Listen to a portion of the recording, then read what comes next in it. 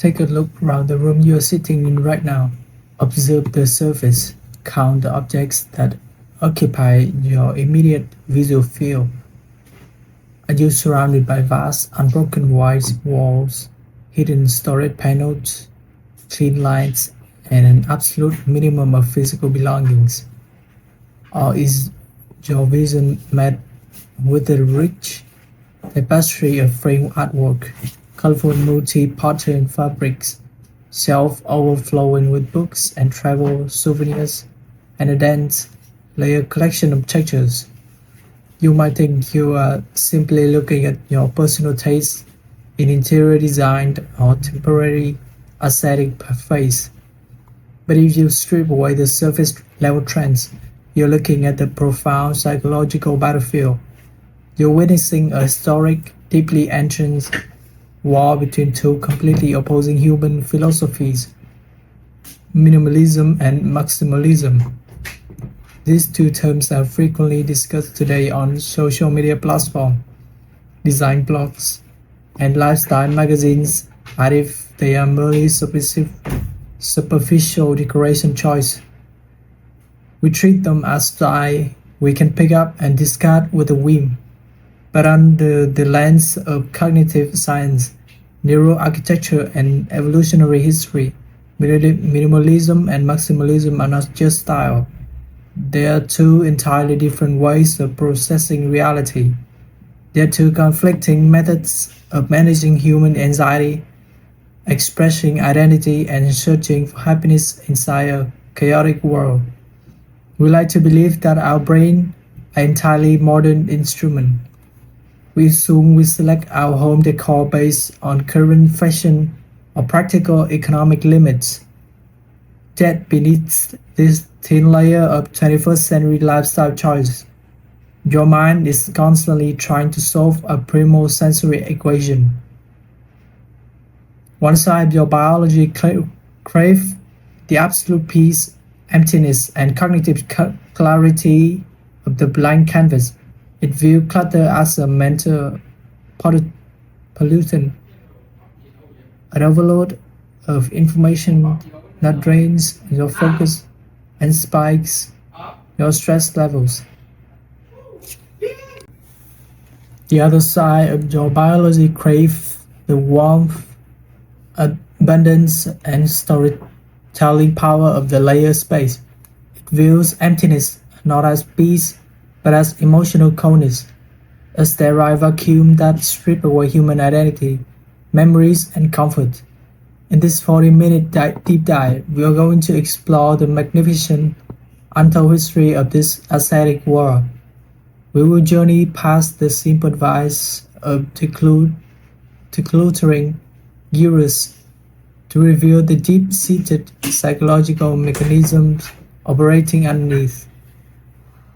We will travel across time to discover the spiritual roots of minimalism and in the Zen monasteries of Japan and the functionalist laboratories of the German Bauhaus.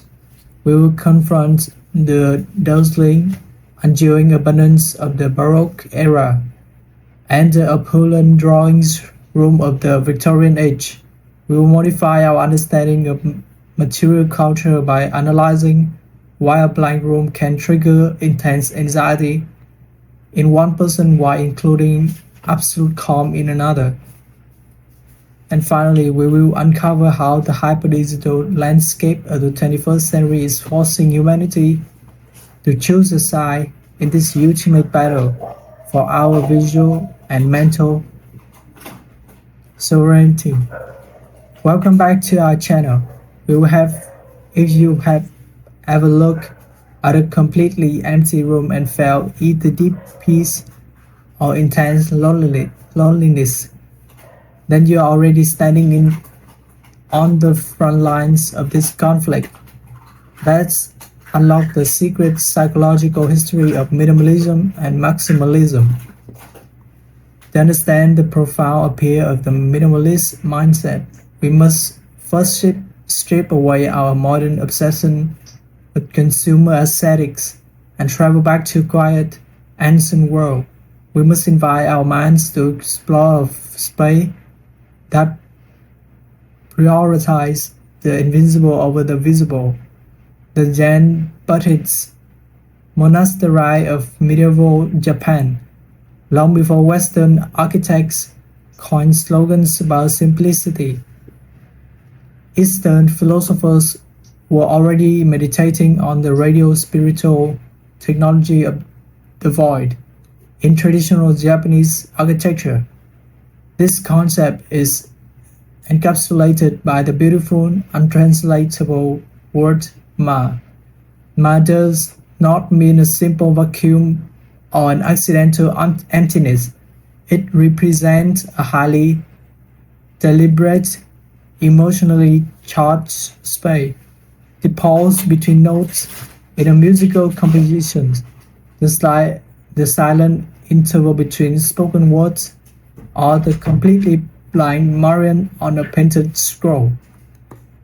Inside a historic Japanese tea house design under the principle of Zen, you will find almost no furniture, no decorative items, and no bright colors.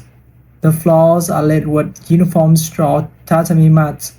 The walls are finished with raw, neutral earth plasters, and the windows are covered in simple translucent paper screen that diffuse the harsh outside sunlight into a soft, featureless glow. The psychological intent behind this absolute visual emptiness was deeply revolutionary. The ancient monk understood that the external physical world acts as a constant mirror for the internal state of the human mind. A room cluttered with hundreds of complex, competing physical objects forced the human eyes to constantly scan, evaluate, and categorize information. This continuous visual processing burns immense cognitive fuels, keeping the mind anchored to the physical world of desire, worry, and attachment. By systematically engineering all unnecessary objects out of the physical room, the Zen architects effectively disable the brain's sensory tracking system. The emptiness of the physical space creates an immediate, powerful psychological vacuum that forced the individual to look inward. The external void became the internal catalyst for spiritual clarity. Less on the outside meant infinitely more on the inside. For centuries, this monastic embrace of the void remained isolated within spiritual traditions, but as the world entered the 20th century, industrialization created an unprecedented explosion of crowded urban environments, noisy factories, and a flood of mass-produced commercial goods. Humans in major cities found themselves subject to a relentless wave of sensory overload. In direct biological reaction to this industrial noise, a group of radical architects and designers in Germany founded a school that would permanently rewrite the vocabulary of the modern world, the Bauhaus. Led by visionaries like Walter Gropius and Miles van der Rohe, the Bauhaus movement approached the minimalist concept not from a place of spiritual meditations, but from a perspective of broad, clinical, and industrial functionality. They look at the highly decorative, overcluttered European homes of the late 19th century and view them as irrational, unhealthy, and cognitively opposite monuments to ego. Miles van der Rohe famously summarized this entire structural counter-revolutions with three words that would echo across the next century: less is more. The Bauhaus designers stripped the human's home of all ornamental columns, carved wooden filigrees, and decorative flourishes. They embrace the raw honesty of industrial materials, tubular steel, plain concrete plates, and vast sheets of transparent structural glass. The home was reimagined as an open-plan laboratory of pure utility. Walls were removed to create open, flowing space where air and light could move without obstruction. Every single piece of furniture had to justify its existence through physical performance, not decorative status. In the decades that followed, this industrial minimalism evolved into a powerful multi-billion-dollar global lifestyle industry. By the early 21st century, minimalism had transformed into a status symbol for the global elites. From the sleek, sterile tech device we carry in our pockets to the multi-million-dollar celebrity mansions painted entirely in shades of alabaster and concrete, simplicity became synonymous with luxury, intellect, and sophisticated self-control. But why do these aesthetics continue to exert such an iron grip on our contemporary collective imagination? To find the answer, we must step out of art history and enter the laboratories of modern neuroarchitecture and cognitive psychology. In recent years, neuroscientists using functional MRI scanners have discovered the direct biological correlations between the number of physical objects present in a person's vital field and the active productions of stress hormone inside the body. Every single object sitting on our desk or arranged in our living room, whether it is a random unread letter, a no decorative vase, or a stack of laundry, acts as a silent visual stimulus. Even if you are not consciously looking at these items, your subconscious brain is constantly forced to register them, calculate their spatial coordinates, and allocate a small amount of mental processing power to manage them. Psychologists call this hidden task on your attention visual clutters. When your home is saturated with visual clutter, your brain enters a persistent state of low-grade cognitive fatigue. The cortex is overwhelmed by competing stimuli, making it significantly harder to focus, process memory, and regulate emotions. This chronic sensory overload triggers the continuous release of cortisol, the human body's primary stress hormone.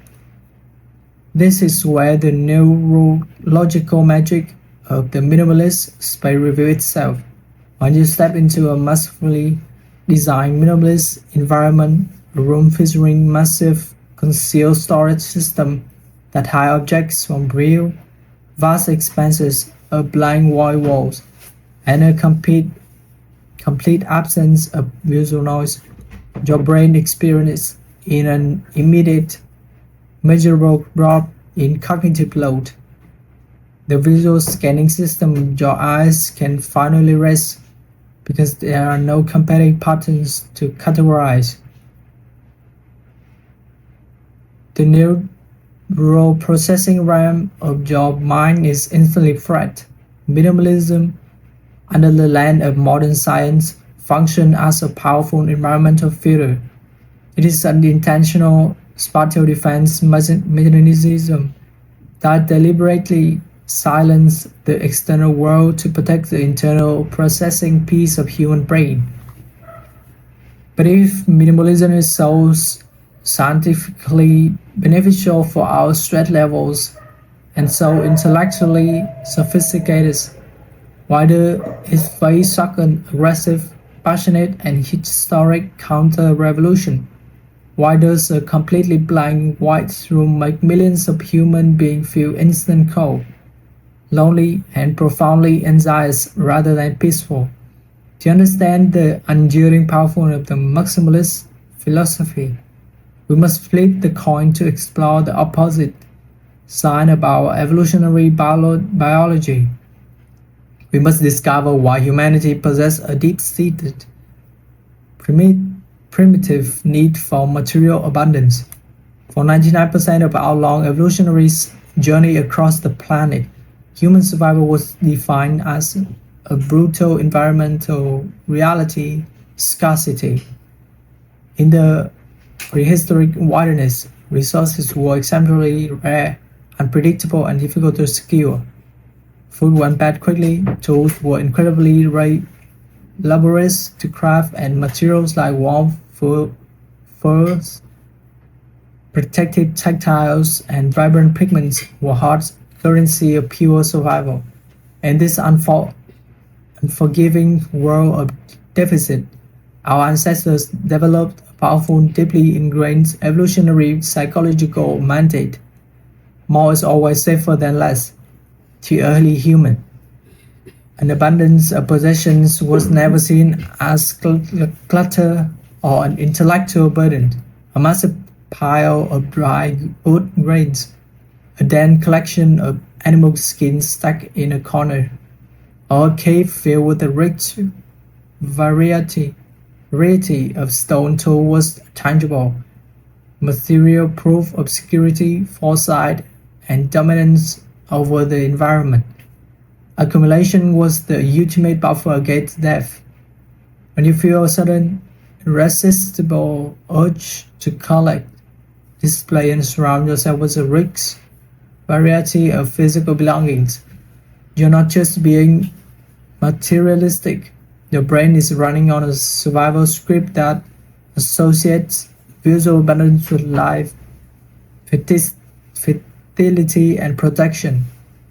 As human society grew into wealthy empires, this primal instinct for accumulation was transformed into the ultimate tool for social communication, power signaling, and artistic celebrations. The most dramatic, explosive historical manifestations of this minimalist philosophy occur in Europe during the 17th century with the rise of Baroque and Rococo movement. Following the structure, geometry restraint of the resonance,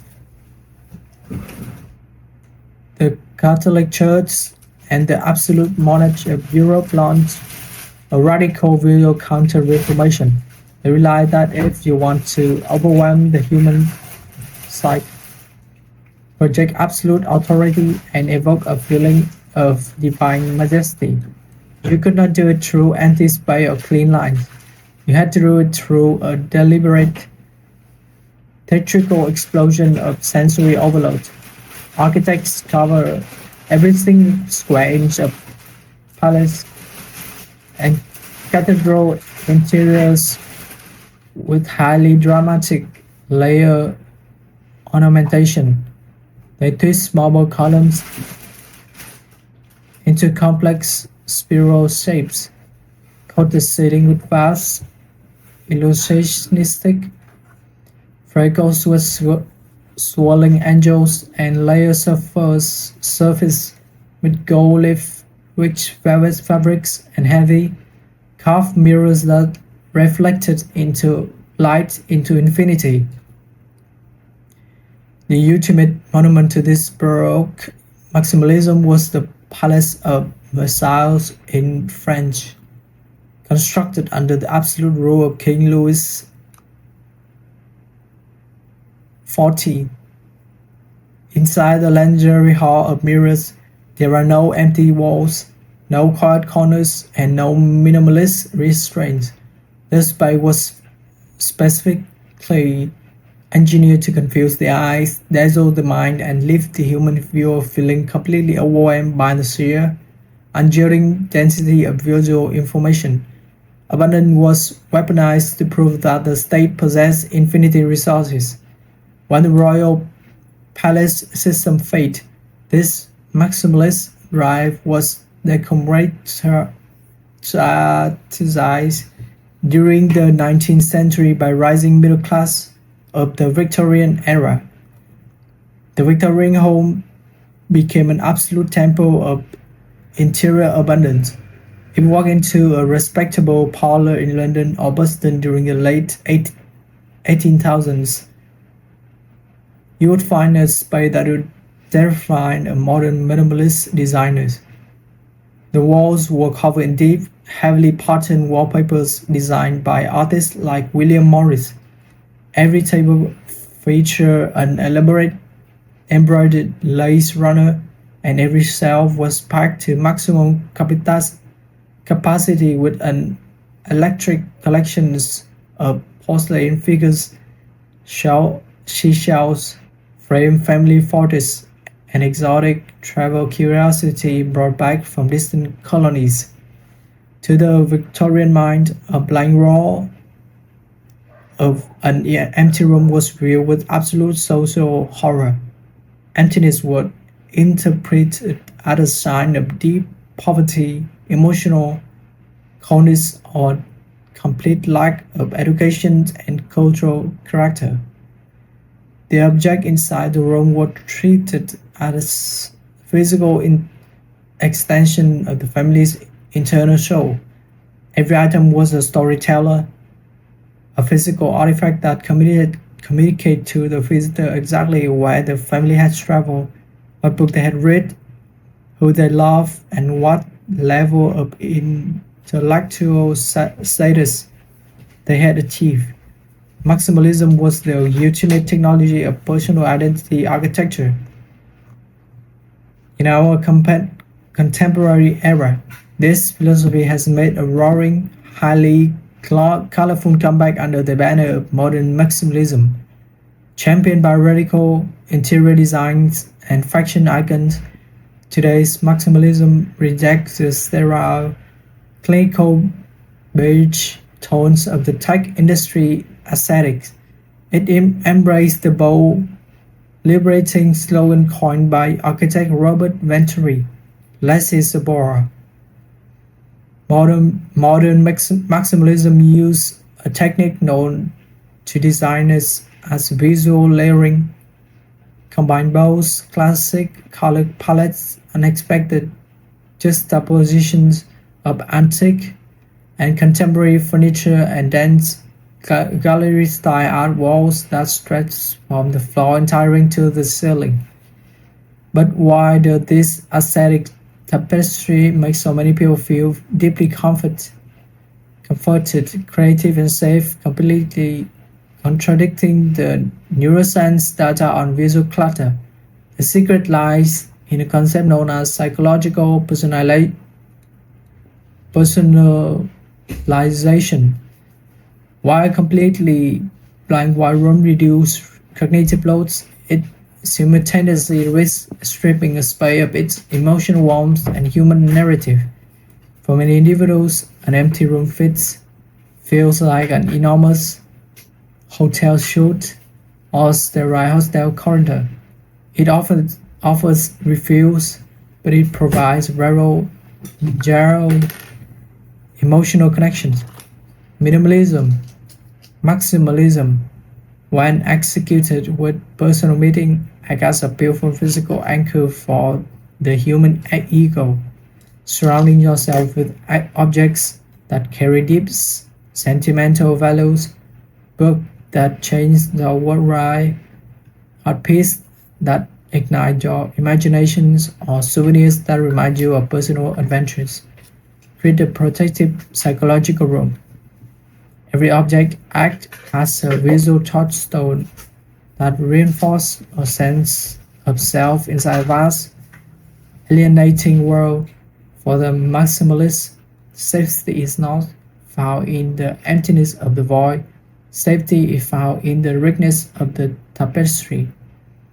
Emptiness is cold isolation. Abundance is a warm, protective embrace.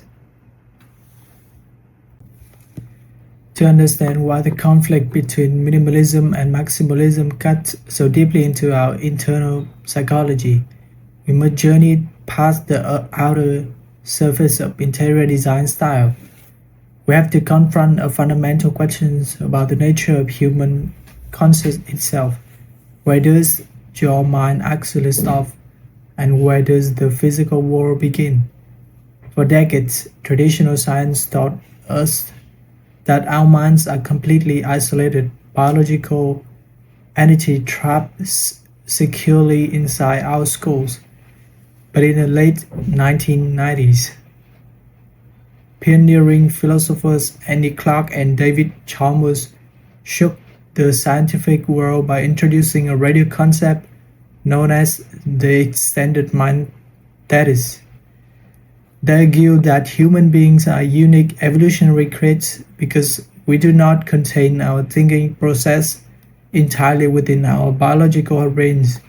Instead, we systematically outsource our memories, our emotional regulations, and our cognitive computations into our immediate physical environments. We treat the physical objects around us not as inert matter, but as vital cognitive scaffolding. Think carefully about how your brain functions on a daily basis. When you write a complex mathematical equation on a piece of paper, you're not just recording an answer.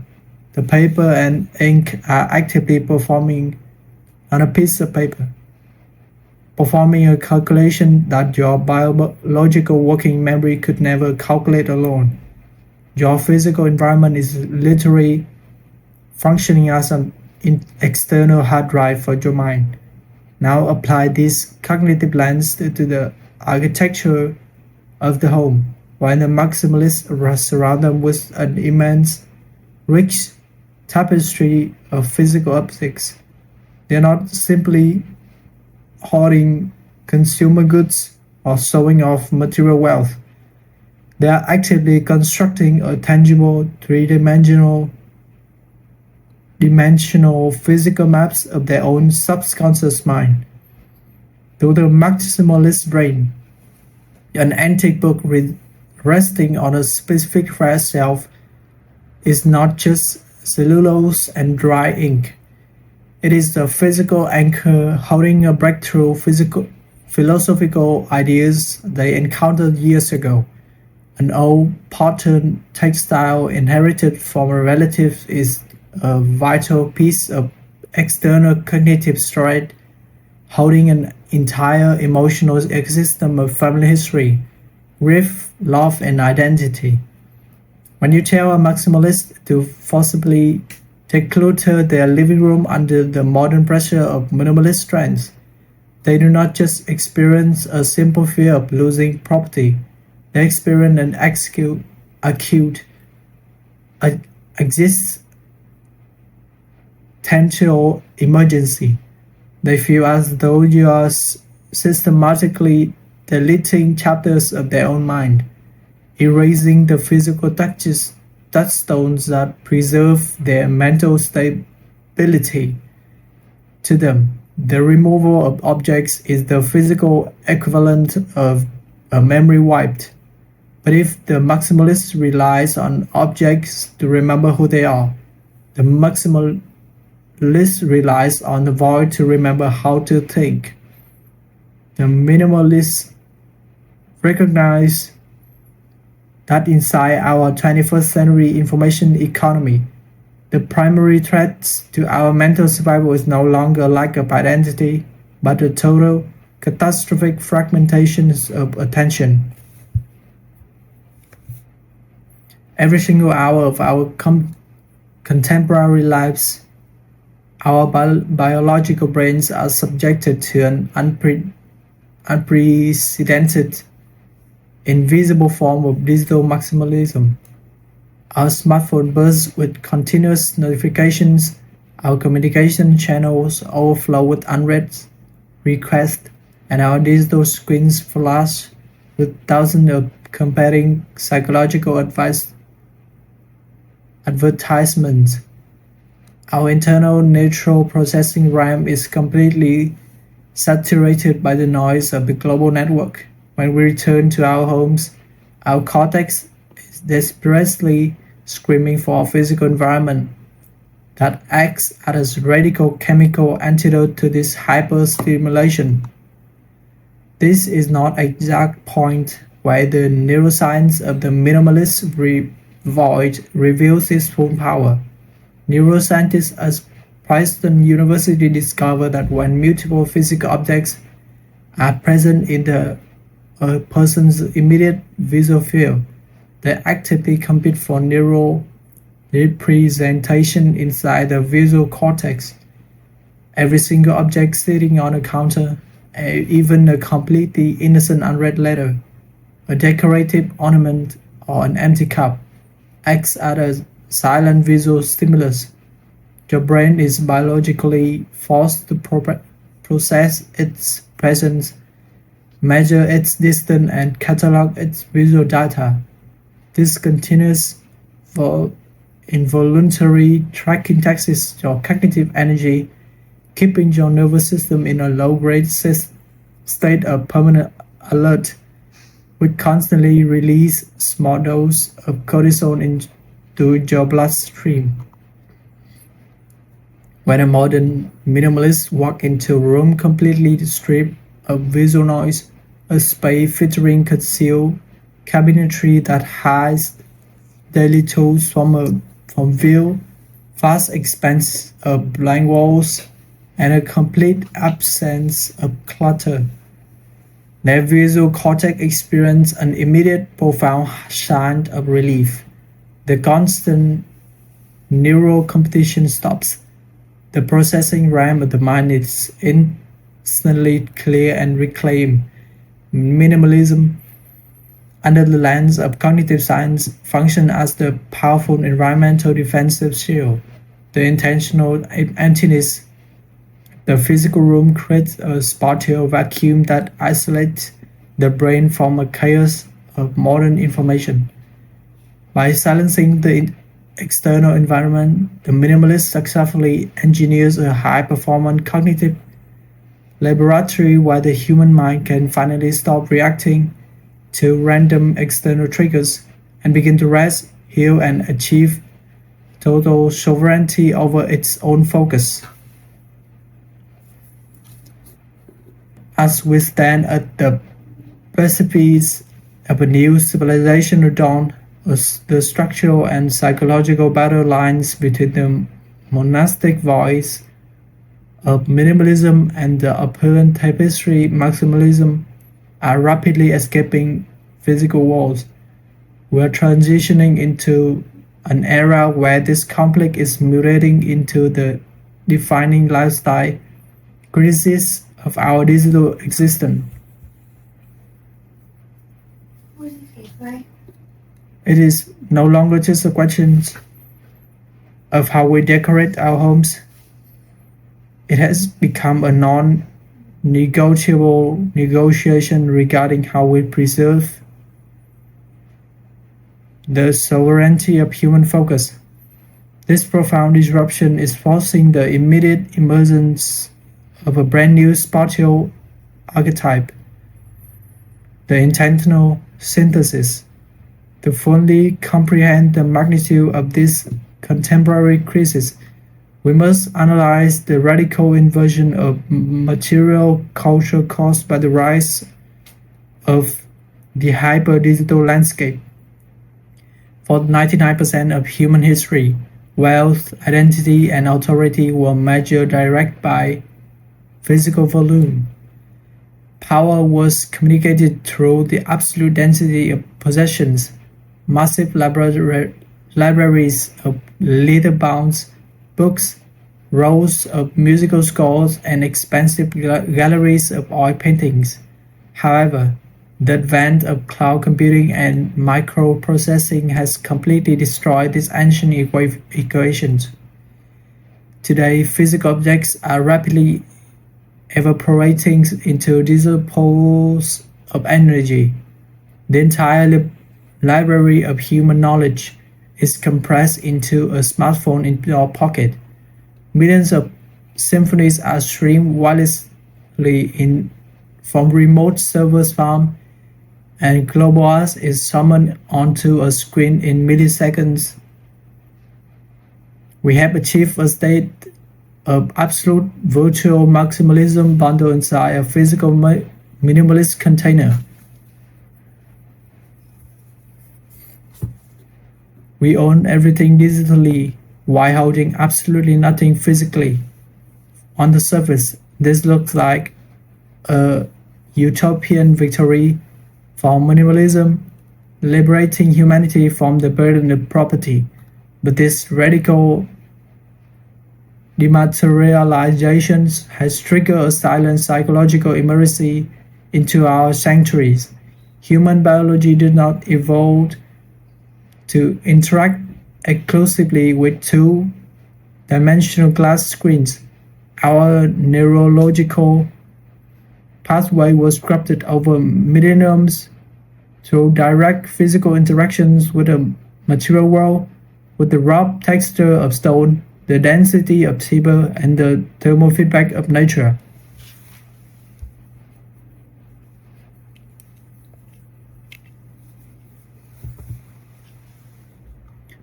When a modern urban professional aggressively cleanses their home under the pressure of minimalist trends, while washing every margin of their walls and replacing their entire collections of physical books with a single laptop screen, they believe they are constructing a monument to peace.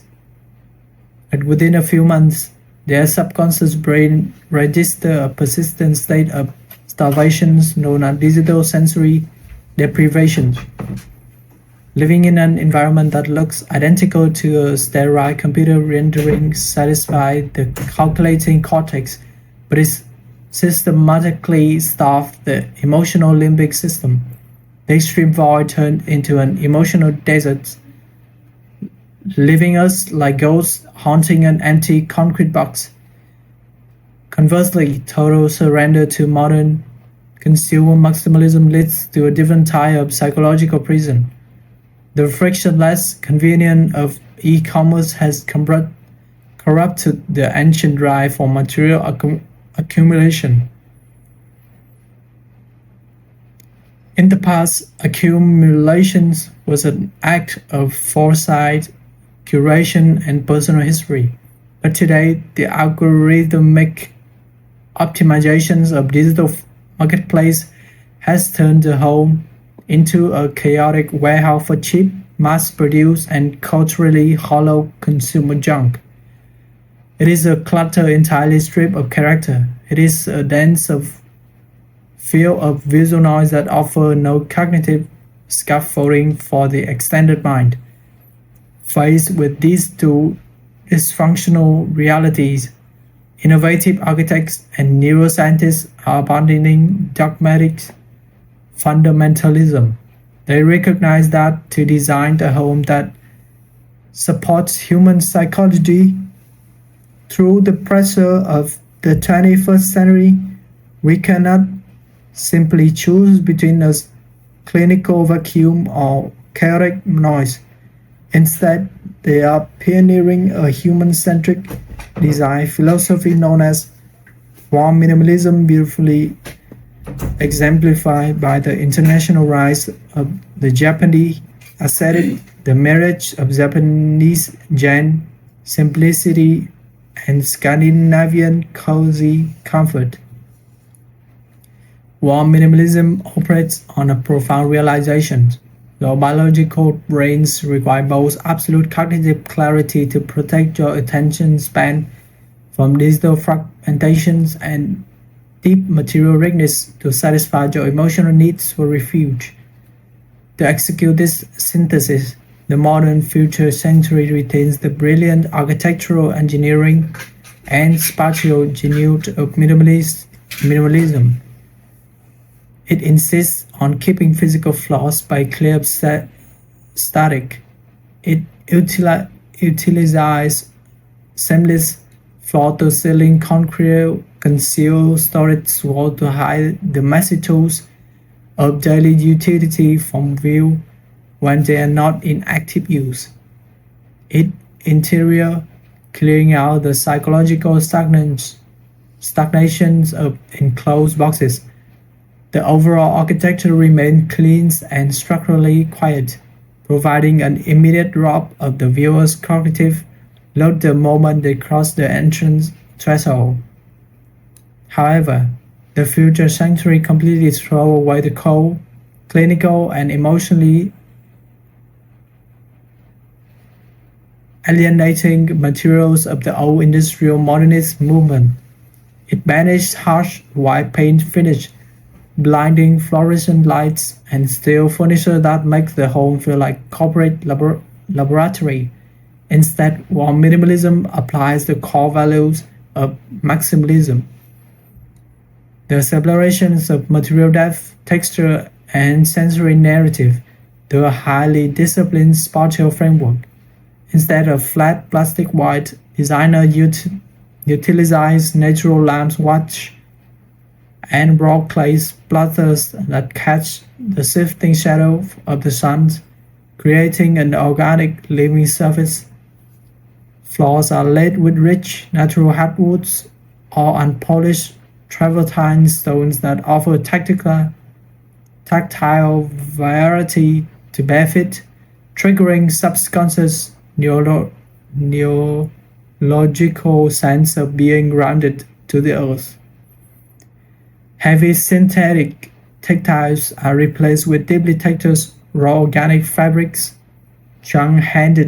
hand-woven wool blankets, heavily strap-lined linen draperies, and handbags that invite human hands to touch and connect.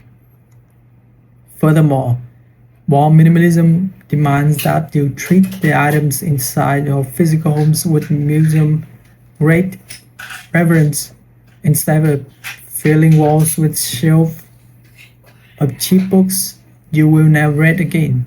The environment features a single floating self-display displaying precisely 3 special volumes that define your identity, instead of scattering 50 random decorative items across every available surface. The future sanctuary leaves 90% of tabletops empty, allowing a single piece of handcrafted ceramic pottery to sit alone on concrete counter. A single abstract canvas painting is permitted to occupy a vast wall, giving the eye an intentional, powerful focal point for visual meditation. The home of the future becomes a highly calibrated psychological filter. It is an intentional sanctuary specifically designed to silence the infinite, overwhelming digital maximalism of the external network, while simultaneously celebrating, beautifully framing the rich, unique, and deeply layered narrative of the human soul within.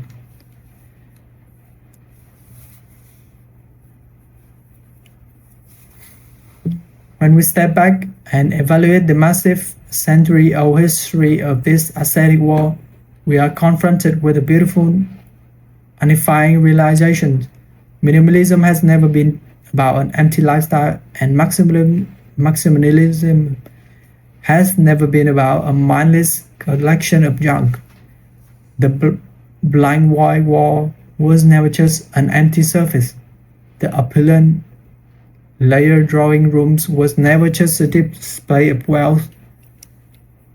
Both of these design philosophies are, and have always been, deeply sophisticated spatial technologies constructed by human beings to manage their minds, heal their nervous system, and navigate the complex anxieties of their historical eras.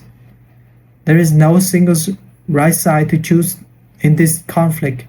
The perfect architectural formula does not exist on a design blog or in a furniture catalog. The ideal environment for your mind is a deeply fluid, personal equation that depends entirely on your current psychological needs. If your external life is currently chaotic, overstimulated, and fractured by digital noise, your mind will naturally crave the quiet sanctuary of the minimalist canvas. But if your internal life feels isolated, disconnected or anonymous, your soul will naturally long for the warm, storytelling embrace of the maximalist tapestry.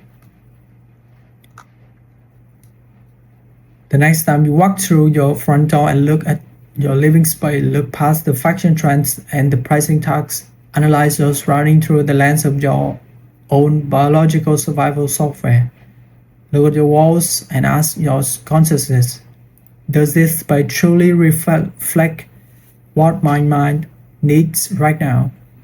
Is it protecting my attention or is it suffocating my identity? The home is the ultimate physical canvas where you hold the absolute sovereign power to write your own story in space. By learning to balance the clarity of the void with the richness of abundance, you turn your home into more than just a setter from the elements. You transform it into the masterpiece of psychological engineering, a spiritual companion that supports your intellect, protecting your heart, and nurtures your peace of mind. Thank you so much for spending this deep, intellectual time exploring the psychology of space with us today.